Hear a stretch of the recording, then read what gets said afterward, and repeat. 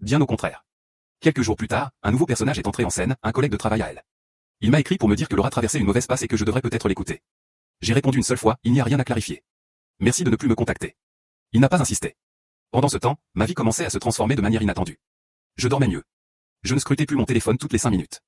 J'ai repris des activités que j'avais abandonnées. Je suis retourné courir. J'ai revu des amis sans cette tension permanente. Au travail, je me sentais plus concentré, plus présent. Un lundi, mon chef m'a glissé, je te trouve plus serein ces derniers temps. Je n'ai pas expliqué pourquoi, mais il avait raison.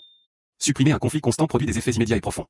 Pourtant, la situation a pris un tournant plus sombre cette même semaine. À 23h40, un message vocal est arrivé d'un numéro inconnu. Je l'ai écouté 2 fois. La lumière de ton salon est allumée. Je sais que tu es chez toi. Appelle-moi. Cette fois, ce n'était ni de la tristesse ni de la colère que j'ai ressenti, mais un malaise profond.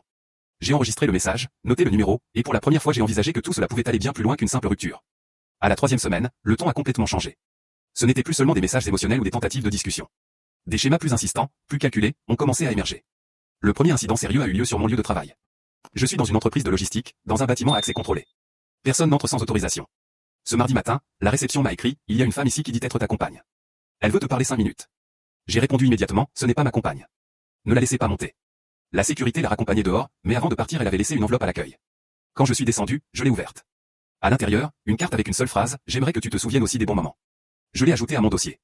Cet après-midi-là, quelque chose de plus étrange encore est arrivé, une demande de virement de 1200 € avec comme motif, nourriture, frais, transport et soutien émotionnel. Soutien émotionnel. Je suis resté plusieurs secondes à fixer l'écran. J'ai refusé la transaction et j'ai écrit, tu as vécu ici 8 mois sans participer à rien. Ne me contacte plus jamais. Pas de réponse directe, mais une réponse indirecte est vite arrivée. Un ami commun, Andrés, m'a écrit le soir même, dis donc, Laura raconte que tu l'as mise dehors sans prévenir et que tu as gardé des affaires à elle. J'ai pris une profonde inspiration. Je lui ai envoyé 3 éléments, une photo des valises prêtes, le registre de l'accueil le jour où elle est venue tout récupérer, et la demande d'argent. Il a mis 1 minute à répondre, ah, d'accord. Ça change pas mal l'histoire. Exactement. Les histoires sans preuves sont faciles à raconter. Avec des preuves, c'est une autre affaire. Je pensais que cela suffirait. Ce ne fut pas le cas. 2 jours plus tard, un événement a clairement montré que rien ne s'arrêterait de lui-même. J'étais dans une petite cafétéria calme où j'aimais travailler sur mon ordinateur, un endroit que je fréquentais bien avant tout ça. Laura est entrée directement, comme par hasard. Elle s'est approchée avec un sourire. Quelle coïncidence de te voir ici. Je l'ai regardée. Ce n'en est pas une. Elle s'est assise en face de moi sans demander.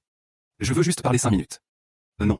Elle est restée silencieuse une seconde, puis a changé de ton, tu te comportes comme si je t'avais fait quelque chose d'horrible. Je n'ai pas répondu. J'ai sorti mon téléphone et j'ai commencé à filmer. Son attitude s'est transformée instantanément. Sérieusement, tu me filmes? C'est maladif. Ce qui est maladif, c'est de venir sur mon lieu de travail et maintenant ici. Elle s'est levée brusquement. La chaise a raclé bruyamment le sol. Tu es en train de m'humilier. Je suis en train de documenter. Elle m'a fixé quelques secondes, comme pour évaluer la situation, puis elle est partie sans un mot. J'ai sauvegardé la vidéo, terminé mon café et je suis sorti à mon tour. Ce soir-là, j'ai compris une chose essentielle, tant que ce serait parole contre parole, elle pouvait manipuler le